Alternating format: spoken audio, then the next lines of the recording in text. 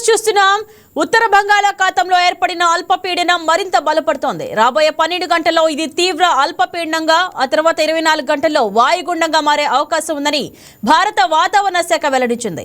దీని ప్రభావంతో ఒడిశా, గంగా నది పరివాహక పశ్చిమ బెంగాల్ ప్రాంతాల్లో భారీ నుంచి అతి భారీ వర్షాలు, అక్కడక్కడ అత్యంత భారీ వర్షాలు కురిసే అవకాశం ఉందని అధికారులు హెచ్చరిస్తున్నారు. అయితే ఈ వాయుగుండం ప్రభావం ఆంధ్రప్రదేశ్ పై పెద్దగా ఉండదని వాతావరణ నిపుణులు చెబుతున్నారు.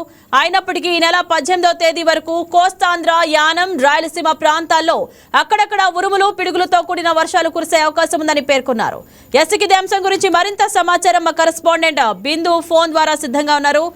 బిందు, చెప్పండి, ప్రస్తుతం బంగాళాఖాతంలో వాయుగుండం ఎక్కడ కేంద్రీకృతమై ఉంది, దాని తాజా పరిస్థితి ఏంటి?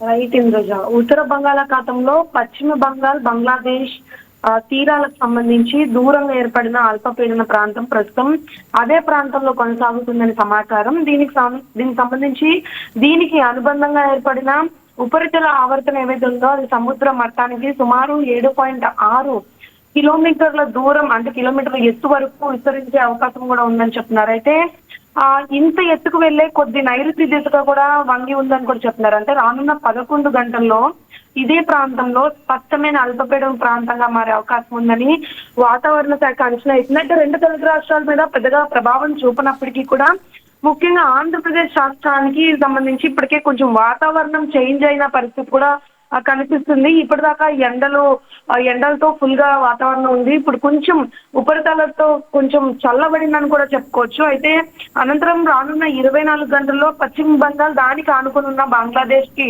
సంబంధించిన తీర ప్రాంతాలు కూడా వర్షాలు పడే అవకాశం ఉందని చెప్తున్నారు. ఇంకా మరోవైపు మధ్య భారతదేశం ఏదైతే ఉందో దానికి సంబంధించి కూడా ఉత్తర భారత ద్వీపాలకు సంబంధించిన ప్రాంతాల్లో కూడా 22 డిగ్రీల ఉత్తర ఆకాంక్ష వెంబడి షియర్ జోన్ కొనసాగుతుంది. ఈ షియర్ జోన్ కి సంబంధించి సముద్ర మట్టానికి 3.1 నుంచి 7.6 కిలోమీటర్ల ఎత్తు మధ్య విస్తరించగా దీనికి సంబంధించి అంటే వాయువ్య బంగాళాఖాతంలో అంటే దీన్ని కొనసాగుతున్న నేపథ్యంలో బాగా వర్షాలు పడే అవకాశం ఉంది ఆయా ప్రాంతాల్లో. ఇంకా వాతావరణ వ్యవస్థకు సంబంధించి దీని ప్రభావంతో ఆంధ్రప్రదేశ్ లో ముఖ్యంగా యానంలో దిగువ తోపు ఆవరణలో అయితే ఈ నైరుతి వాయుగుండం ప్రయాణించే దిశలో అయితే వర్షాలు, గాలులు, ఈదురు గాలులు వీచే అవకాశం కూడా ఉందని చెప్తున్నారు.